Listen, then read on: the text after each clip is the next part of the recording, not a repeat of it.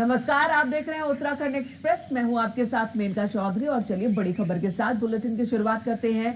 और ये खबर है स्टूडेंट से जुड़ी हुई। हायर एजुकेशन में फाइनल ईयर के एग्जाम होंगे।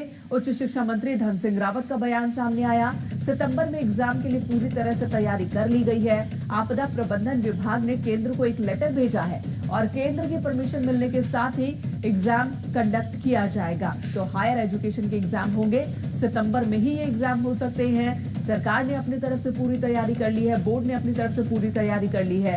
इंतजार अब केंद्र की अनुमति का है। दीपांकर भट्ट हमारे सहयोगी इस वक्त हमारे साथ जुड़ चुके हैं। दीपांकर, हर तरफ एग्जाम्स की ही चर्चा हो रही है। इधर नीट और जेईई की बात है तो उधर पर हायर एजुकेशन एग्जाम्स को लेकर तैयारी पूरी होने का दावा सरकार कर रही है।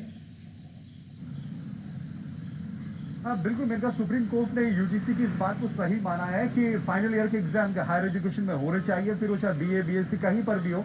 तो उसी बात पर आगे बढ़ते हुए अब जो राज्य के उच्च शिक्षा मंत्री धन सिंह रावत है, उन्होंने कहा है कि 500 डिग्री कॉलेज है, इसमें प्राइवेट यूनिवर्सिटीज हैं, सरकारी यूनिवर्सिटीज हैं, डीम्ड यूनिवर्सिटीज हैं और लगभग 67,000 स्टूडेंट उत्तराखंड में है, जिसका एग्जाम से कम नंबर है। तो धन सिंह रावत का यह कहना है कि हम सभी जगहों पर एग्जाम कराने के लिए तैयार हैं। आपदा प्रबंधन विभाग की तरफ से सेंट्रल गवर्नमेंट को लेटर लिखा गया है कि आप जिस दिन का % से कम नंबर है। तो धन सिंह रावत का यह कहना है कि हम सभी जगहों पर एग्जाम कराने के लिए तैयार हैं। आपदा प्रबंधन विभाग की तरफ से सेंट्रल गवर्नमेंट को लेटर लिखा गया है कि आप जिस दिन कहेंगे सितंबर में, हम उस दिन एग्जाम के लिए तैयार है। दीपांकर, बोर्ड्स जरूर कहे जा रहे हैं कि सेंटर्स पर इंतजाम प्रॉपर होंगे, लेकिन जो छात्रों की असल समस्या, ज्यादातर छात्र और पेरेंट्स यही कह रहे हैं कि सेंटर तक हम पहुंचेंगे कैसे।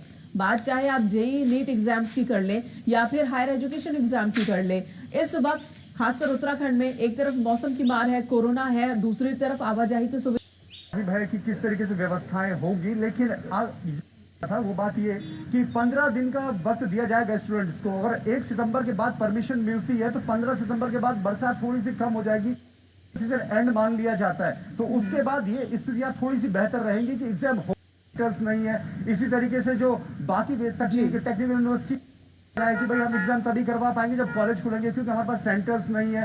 इसी तरीके से जो बाकी टेक्निकल यूनिवर्सिटी है, उनका कहना है कि हम प्राइवेट सेंटर्स पे एग्जाम नहीं करवा पाएंगे। तो कुल मिलाकर सरकार का यह कहना, उत्तराखंड सरकार का, कि हम सितंबर में एग्जाम के लिए तैयार हैं, बस सेंटर परमिशन दे तो एग्जाम होंगे उत्तराखंड में।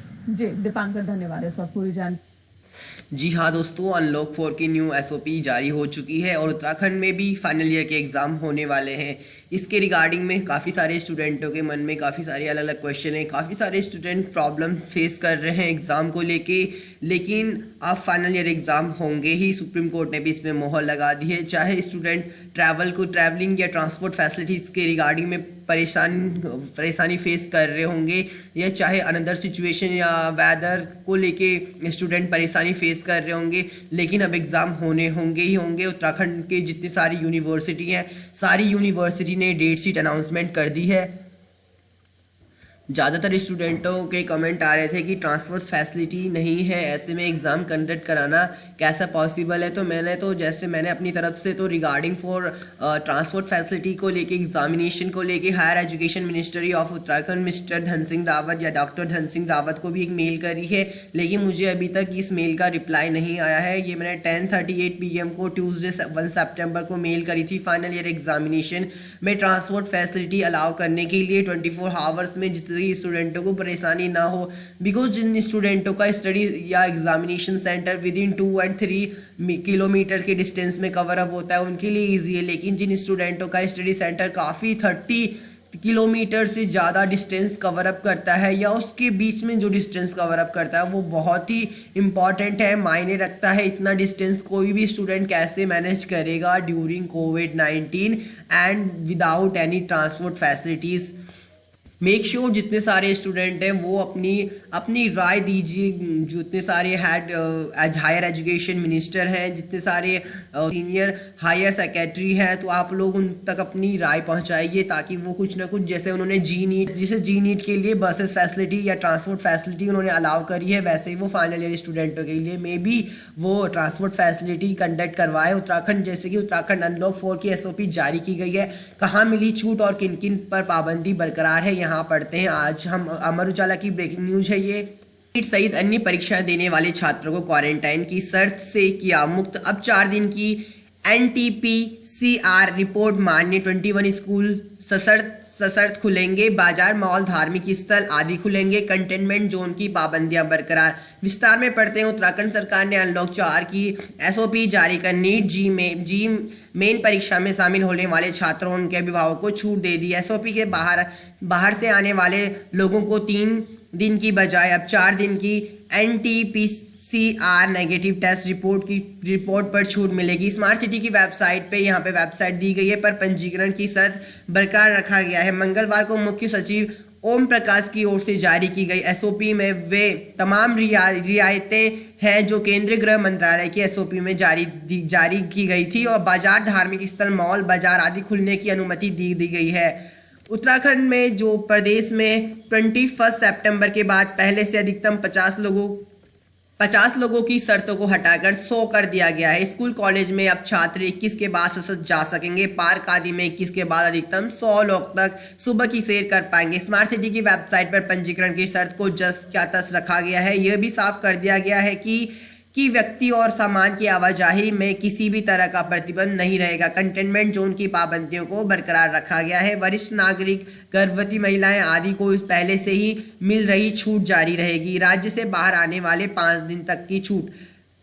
राज्य से हाई कोविड लोड शहर को जाने वाले 5 दिन में वापस लौटने पर क्वारंटाइन नहीं रहना होगा। 7 दिन से अधिक वापसी पर 14 दिन के लिए होम क्वारंटाइन होना होगा। विदेश से आने वाले लोगों को 7 दिन तक संस्थागत और 7 दिन तक होम क्वारंटाइन रहना होगा। राज्य से बाहर आने पर काफ़ी सारी डिटेल्स यहाँ पे दी गई है। अगर मैं दूसरी न्यूज़ की बात करूँ, अमर उजाला की ब्रेकिंग न्यूज़ की, जी मेंस की परीक्षा 2020 पहले दिन बी आग की परीक्षा में रखा गया सैनिटाइज का पूरा ध्यान। मैं आगे आपको पढ़ के बताता हूँ। इसमें एक्चुअली में मंगलवार को जी मेंस यानी कि 1 सितंबर 2020 को जी मेंस की परीक्षा के तहत बी आग का फर्स्ट पेपर आयोजित किया गया था। बहुत कम छात्र परीक्षा देने पहुंचे थे।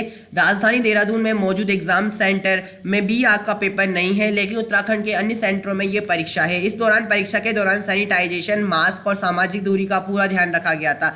बता दें कि यह परीक्षा ऑडियन फॉर्मूले के तहत कराई जा रही है। कोरोना संक्रमण को देखते हुए जी मेन परीक्षा केंद्रों को 570 से बढ़ाकर 660 कर दिया गया है। परीक्षार्थियों को एक सीट छोड़कर बैठे रहने के लिए कहा गया था। जी की परीक्षा कंप्यूटर पर होती है और 2 कंप्यूटर के बीच में 1 मीटर की दूरी रहती है।